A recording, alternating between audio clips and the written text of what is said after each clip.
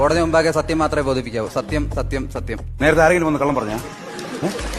ഇവിടുത്തെ രീതിയാണ്, അതുപോലെ പറ. സത്യം സത്യം സത്യം. താങ്കളുടെ പേരെന്താണ്? അതൊരു ചോദ്യം. നിങ്ങൾ ഇന്നലെ ഫീസ് ചോദിച്ച സമയത്ത് പറഞ്ഞു മംഗളഭാന് 10,000 രൂപ വേണമെന്ന് പറഞ്ഞു. ഞാൻ തരാന്ന് പറഞ്ഞു. ഭാര്യയും ഭർത്താവും കൂടെയാണ് ബാധിക്കുന്നത് പറഞ്ഞു. അത് ഞാൻ സംഭവിച്ചു. പിന്നെ പറഞ്ഞു മംഗളഭാന് തോക്കാണെങ്കിൽ 10,000 തരാൻ പറ്റുമോ പറഞ്ഞു. ഭാനു, ഇത് ഇവിടുത്തെ രീതിയാണ്. പേര് പറ. താങ്കളുടെ പേരെന്താണ്? മംഗളഭാനു. മിസ്റ്റർ മംഗളഭാനു, ഈ നിൽക്കുന്ന സ്ത്രീയെ പരിചയമുണ്ടോ? ഏത്? ഇത് ഇല്ല. മംഗളഭാനു ശ്രദ്ധിച്ചു നോക്കൂ. ഈ നിൽക്കുന്ന സ്ത്രീയെ പരിചയമുണ്ടോ?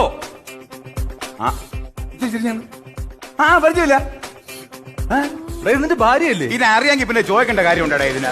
എന്റെ മംഗള ഭാനു, ഇത് കോടതിയുടെ രീതികളാണ്. ഉള്ളത് പറ. അറിയാം. ആക്ച്വലി എന്താണ് നിങ്ങൾ തമ്മിലുള്ള പ്രശ്നം? ആഴ്ചയിലല്ല പ്രശ്നം, ഡെയിലി പ്രശ്നമാണ്. അവളെ കല്യാണം കഴിച്ചതിന് ശേഷം ഡെയിലി പ്രശ്നം. എന്റെ ജഡേജ് നിങ്ങൾ മനസ്സിലാക്കി. അത് പിന്നെ ജഡ്ജ്